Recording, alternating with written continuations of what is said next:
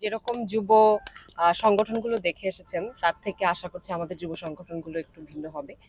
আর যুবকদের যে সমস্যা, যুবকদের যে আশা, দেশের প্রতি যুবকদের যে একটা আশা এবং সেই সাথে দেশের জন্য যুবকদের যে দায়িত্ব, সেগুলো আমরা হাইলাইট করব, সেগুলো নিয়ে কাজ করব। নারী প্রতিনিধিদেরকে নিয়ে আমরা কাজ করব।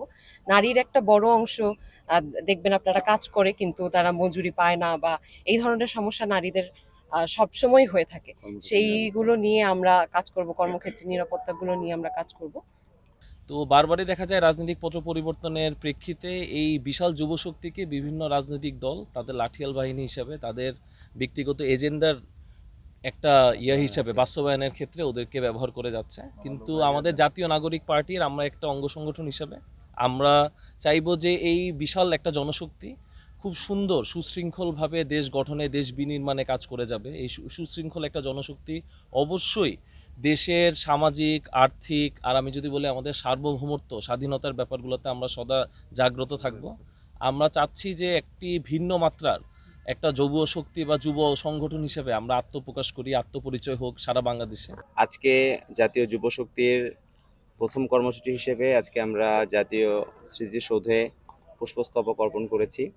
আমরা মনে করি যে জাতীয় যুব শক্তি জাতীয় নাগরিক পার্টির একটি অঙ্গ সংগঠন হিসেবে তাদের যে যাত্রা, সেই যাত্রা অন্য যে কোনো রাজনৈতিক দলের যুব সংগঠনগুলোর মতো নয়।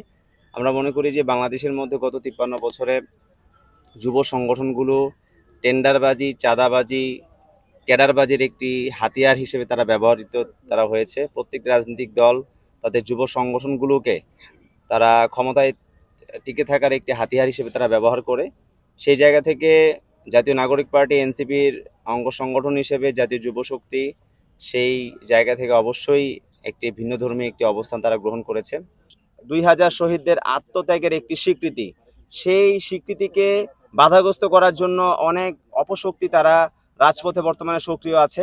আমরা মনে করি যুব শক্তি অবশ্যই জুলাই ঘোষণাপত্র বাস্তবায়ন করার জন্য এই জুলাই ঘোষণাপত্র যেন অনতিবিলম্বে সরকারের পক্ষ থেকে যেন প্রকাশ করা হয়, সেই জন্য আমরা অনতিবিলম্বে রাজপথে আমাদের কর্মসূচি ঘোষণা করব।